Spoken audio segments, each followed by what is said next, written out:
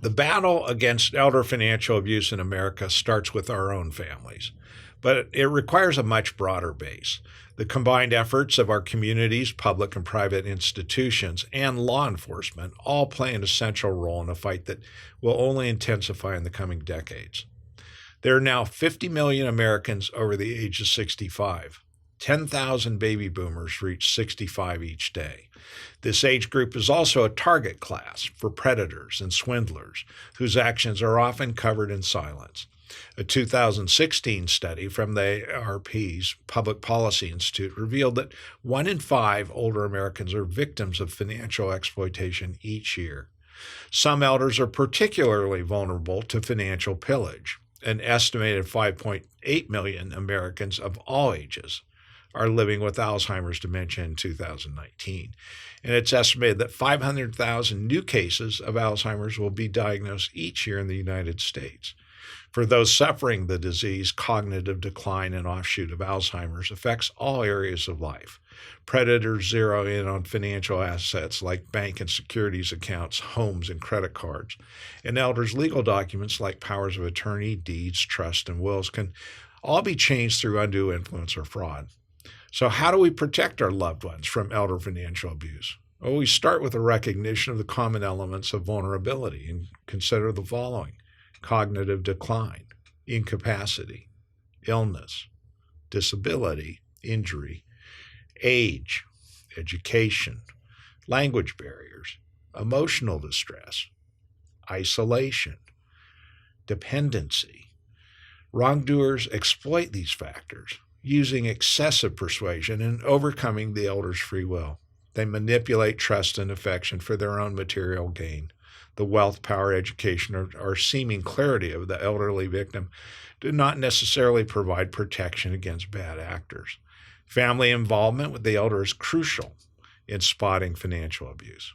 Common markers of abuse include unpaid bills, utilities shut off, checks or documents with unfamiliar signatures, changed powers of attorney or estate plans, isolation, fear, baby monitors, monitoring of the elder's phone calls, suspicious withdrawals, surrender of financial oversight, missing personal property, APS reports, and caregiver car or home purchases. Elder financial abuse is growing more sophisticated, and tactics include IRS impersonation scams, robocalls, sweepstakes scams, grandparent scams, computer scams like bogus tech support requiring passwords and financial information, sweetheart scams, identity theft. Wrongdoers are often caregivers, paid or unpaid, as well as family or outsiders. Isolation of an Alzheimer's patient by a caregiver is coupled with claims that family members have abandoned them and that they're in danger of losing everything. My experience also teaches that dependent children, usually unemployed and addicted, endanger a senior's financial health. They'll steer estate distributions in their favor and exclude all other family members. So, some final tips. Stay in contact with your elderly loved one.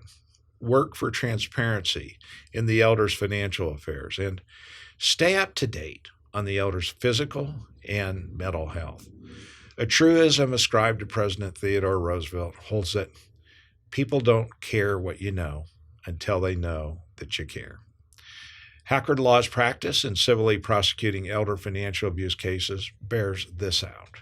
Families want protection from elder financial exploitation, and in many ways, it's not even about the money.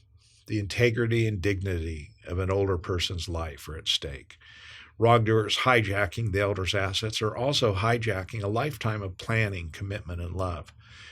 America's elders and their families deserve to be safeguarded. Raising awareness about their vulnerability is a major step in providing them the protection that they need.